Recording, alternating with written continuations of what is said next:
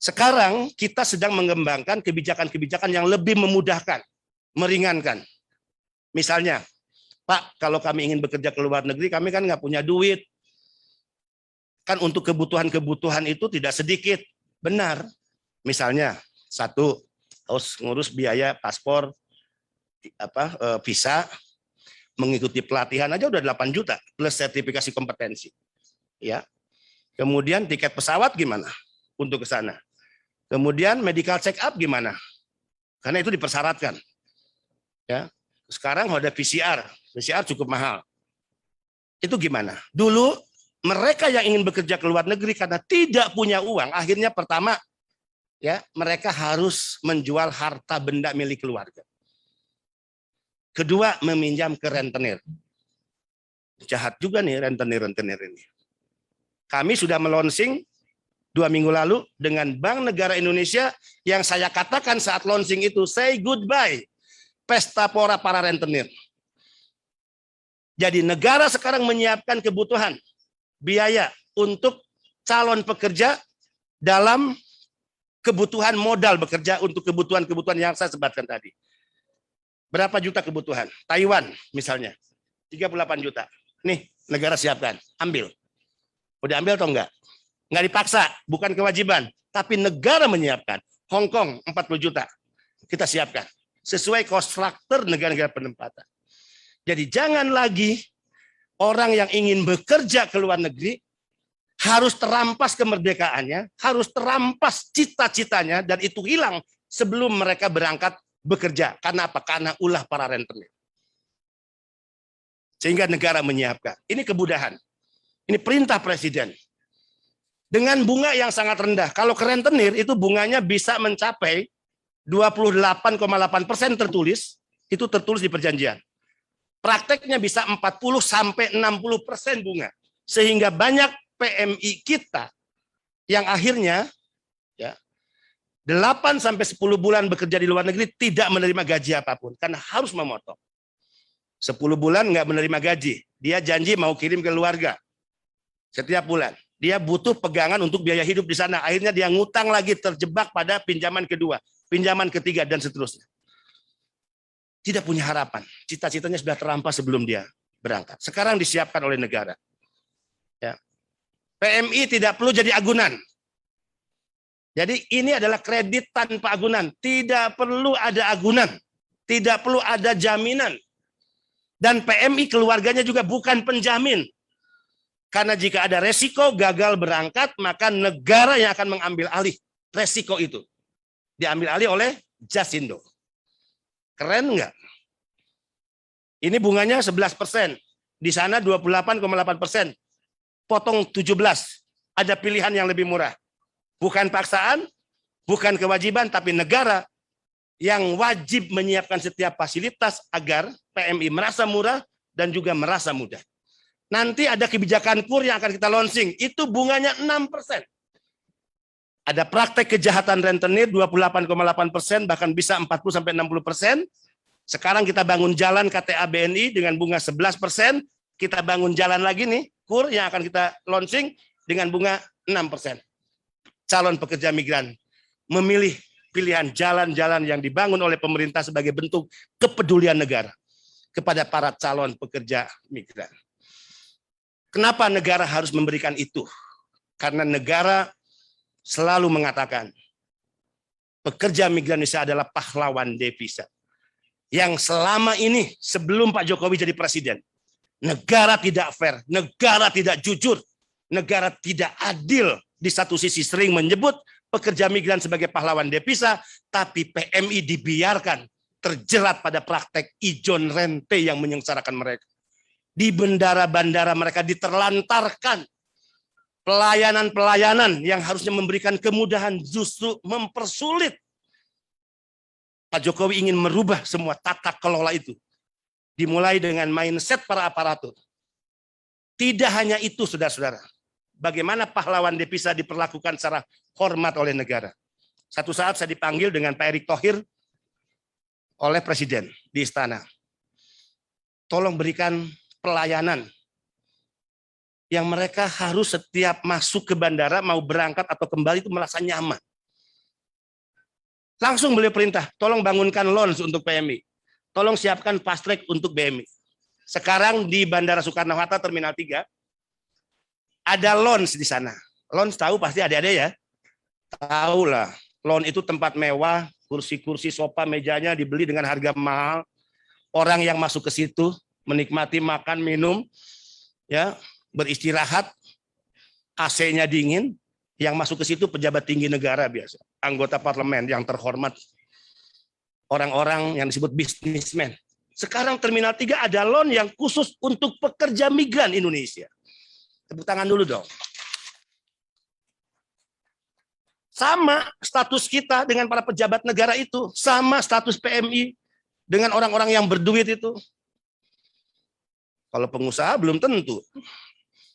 Dia boleh kaya secara materi, tapi kalau kejujuran belum tentu lebih jujur dari pekerja migran. Ya. Tidak sedikit para pengusaha yang bisnis kotor juga di Republik ini. Ya. Korupsi juga di negara ini. PMI diberikan loan, tempat yang istimewa. Dan ketika masuk pemeriksaan imigrasi, itu ada fast track.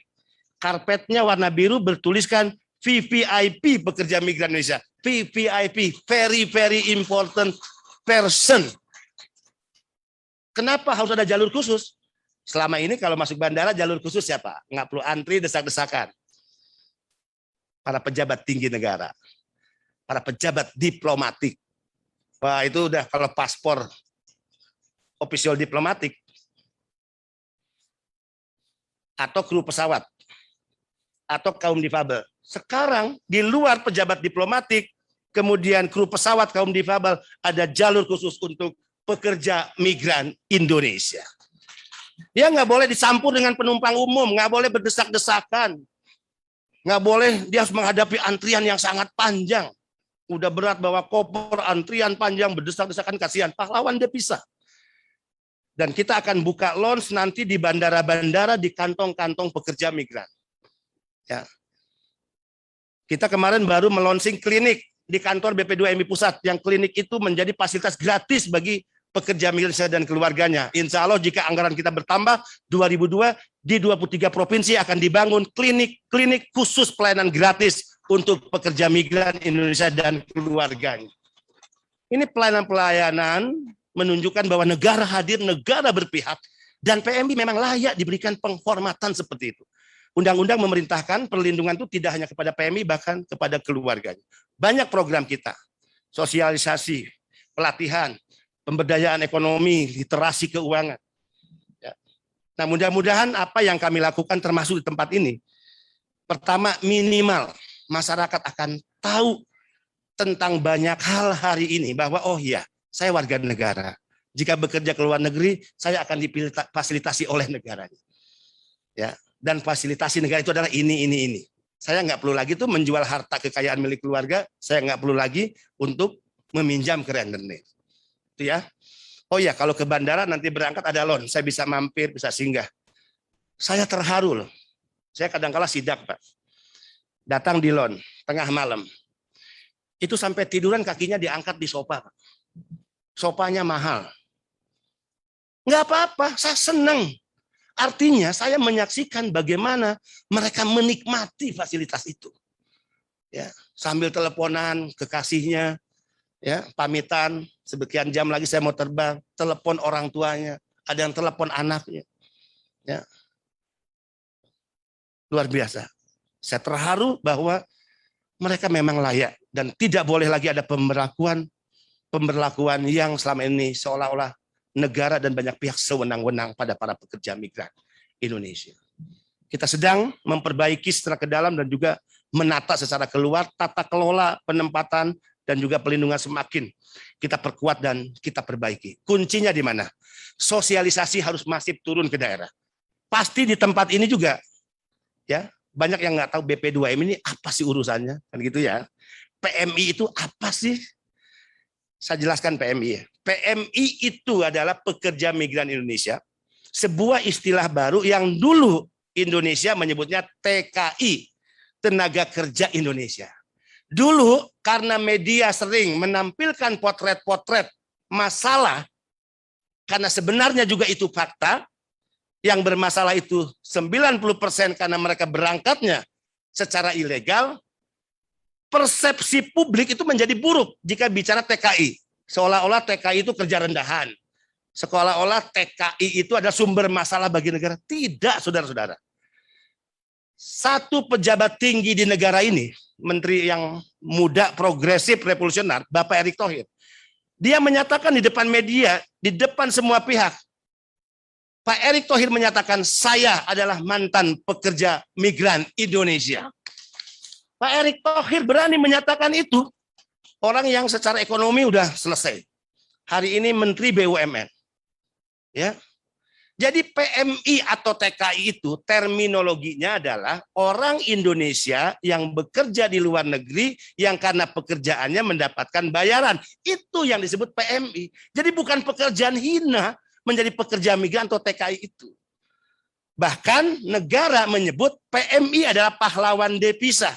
Penyumbang devisa terbesar kedua kepada negara ini setelah sektor migas. Tadi geotermal, gas kan? Kecil itu, gas sumbangan pada negara. Dia boleh terbesar, tapi hanya beda koma dengan sumbangan devisa pekerja migran. Migas menyumbang devisa 159,7 triliun. PMI menyumbangkan devisa 159,6 triliun, saudara-saudara. Sehingga Pak Erick Thohir bangga menyebut dirinya pekerja migran. Dan mereka yang bekerja di luar negeri, berbagai sektor, ada yang gajinya sampai 100 juta. Ada yang bisa gajinya sampai 150 juta. Dahsyat, luar biasa.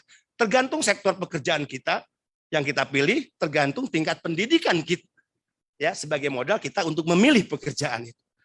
Disitulah negara penempatan menghargai dan memberikan kita bayaran berapa besar. Ini peluang yang harus ditangkap. Mohon bantuan pemerintah daerah, stakeholder, karena memang mandat undang-undang tegas, tanggung jawab penyelenggaraan pendidikan pelatihan ada di pemerintah provinsi dan kabupaten kota.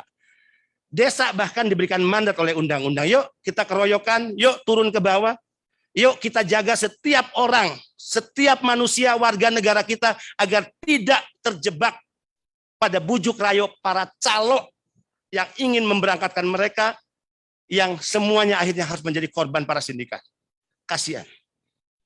Dan rata-rata Pak Kadis yang diberangkatkan tidak resmi itu bisa dikatakan 80% adalah ibu-ibu.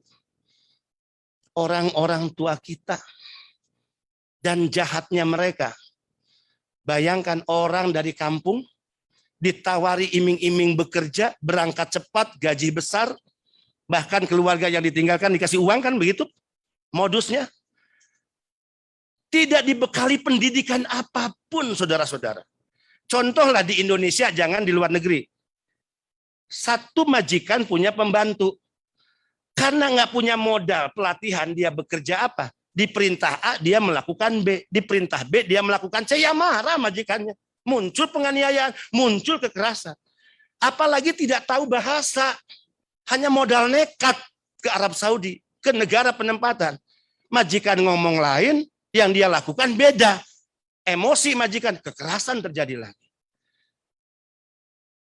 Saya sering menangis, meneteskan air mata. Tidak hanya ketika melihat jenazah. Pernah satu hari 30 jenazah Pak kita tangani. Satu hari Pak, datang 30. Ya, peti mati. Belum mereka yang cacat secara fisik Pak. Korban kekerasan, korban setrika, korban yang disiram air panas, luka bakar 60%. Saya menyaksikan itu. Yang hilang ingatan, depresi, tidak sedikit Pak. Saya bicara dengan Dubes Arab Saudi, Pak Agus, Pak. Pak Beni, kalau bicara orang lompat dari apartemen di Arab Saudi hampir tiap minggu Pak, orang-orang itu. Masya Allah. Dan itu ibu-ibu. Kalau kita harus menyebut ibu, maka pikiran kita adalah mereka yang melahirkan kita. Ayo, desa, kecamatan, kabupaten, kita keroyokan. Kami melakukan apa? Pemerintah daerah mengerjakan apa? Sinergi, kolaborasi, ajak semua pihak. Negara sekarang sedang menyiapkan semua fasilitas dan kemudahan untuk setiap calon pekerja migran Indonesia. Saya akan bantu sepenuhnya. Apalagi kan saya pulang kampung nih kalau ke sini. Ya mumpung juga kepala badannya kan orang Bandung Selatan. saya bantu sepenuhnya. Apa yang harus saya lakukan? Ya, karena memang ada alasan juga kalau saya total football bantu Jawa Barat, karena ini kantong terbesar yang tidak hanya resmi tapi ilegalnya terbesar. Ini ibadah kita, saudara-saudara. Saya kalau memberikan arahan ke internal, udah ya, kita 24 jam nih kerja. Tidak ada lagi waktu kita untuk anak-anak, bahkan istri kita. Kalau Bapak Ibu lihat Facebook saya, ada nggak waktu 1 bulan, 1 minggu saya bisa ngajak anak saya ke pantai atau ke tempat hiburan, bermain di mana? Kita udah punya nggak waktu untuk itu. Tapi saya yakin, ya, yang kita lakukan ini adalah ibadah. Saya bahkan ilustrasi, tidak ada satu kitab suci di dunia ini yang menyatakan sorga itu ada di mana. Saya Muslim. Tidak ada satu kitab suci pun yang menyatakan sorga itu ada di mana. Misalnya, sorga itu dinyatakan di belakang di mana Bapak Ibu duduk, gitu. Atau di samping kanan, di mana sekarang saya berdiri. Oh, sorga ada. Tapi bahwa sorga itu ada ya, tapi di sebelah mana tidak pernah disebutkan. Sehingga kita semua yakin, jika kita melakukan yang terbaik untuk para pekerja migran Indonesia, keluarga yang secara ekonomi awalnya tidak memiliki apa-apa, tapi punya mimpi besar untuk memperbaiki kehidupan anak-anaknya, agar anak-anaknya tidak terputus pendidikannya, agar dia bisa membantu saudaranya yang mungkin berkebutuhan secara ekonomi, dia bisa membeli rumah untuk tempat tinggalnya, membeli tanah untuk modal ekonomi, pertanian keluarganya.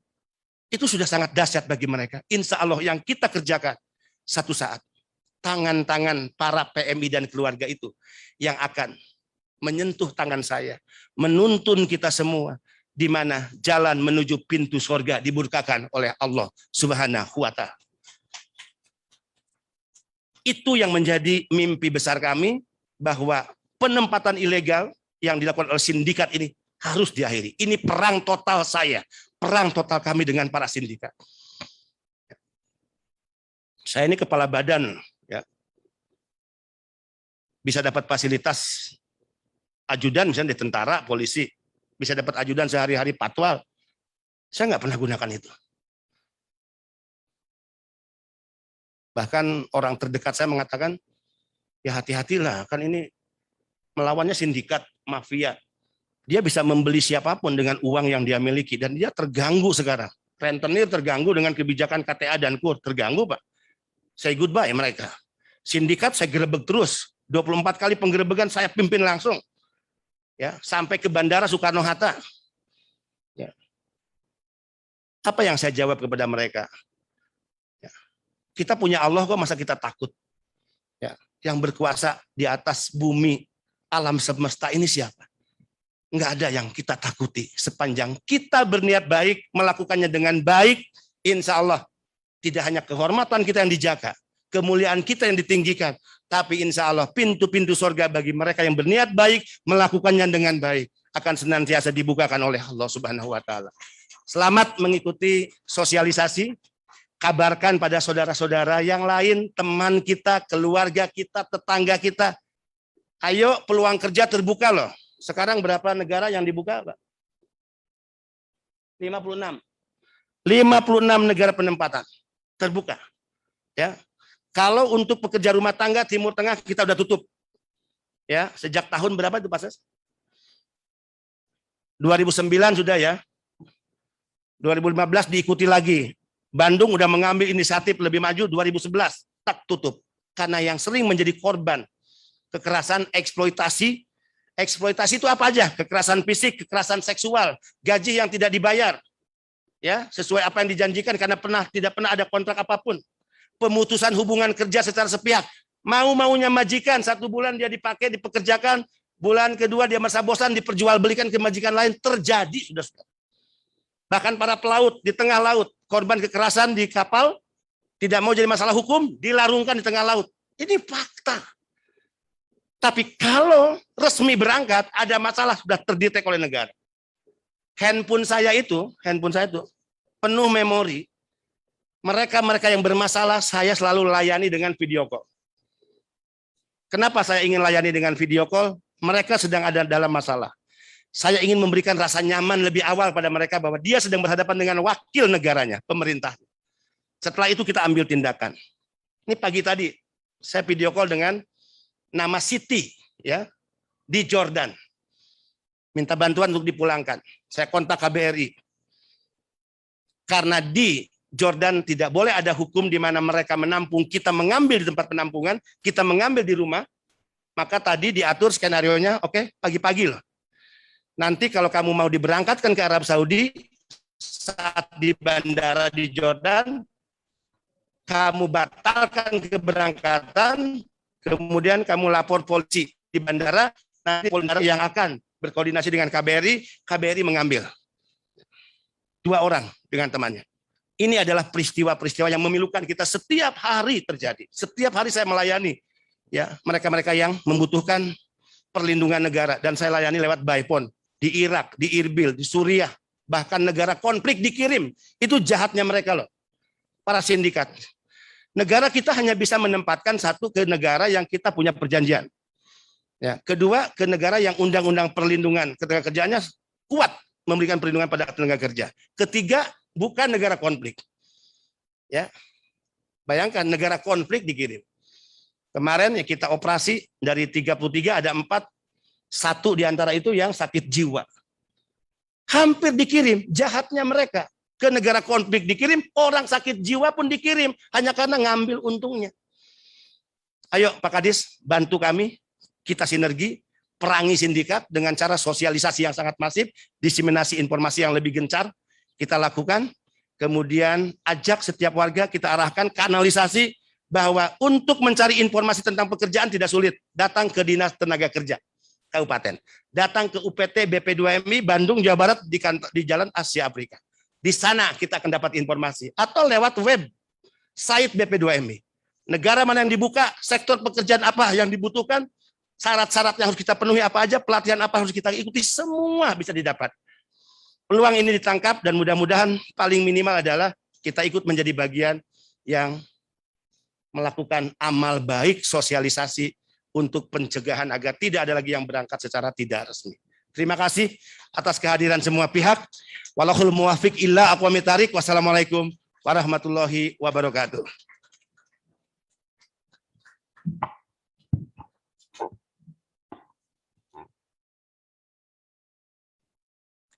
Terima kasih Bapak Beni Ramdhani atas sambutannya. Baik hadirin yang terhormat, selanjutnya penyerahan secara simbolik bakti sosial. Kami persilakan untuk naik ke atas panggung Bapak Dodo Soeharto dari BPJS Tenagakerjaan,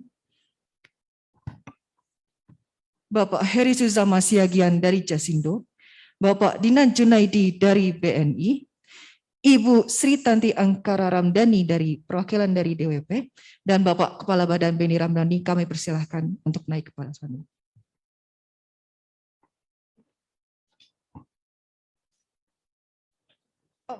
Ibu Ketua untuk DWP kami persilahkan untuk naik ke atas panggung.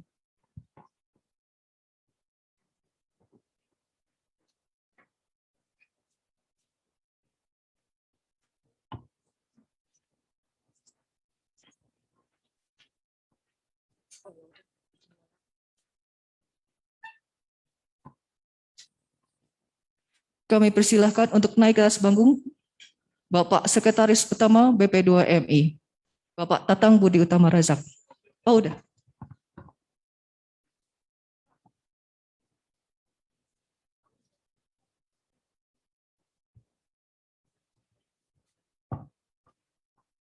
Kepada peserta sosialisasi, kami persilakan untuk naik ke atas panggung.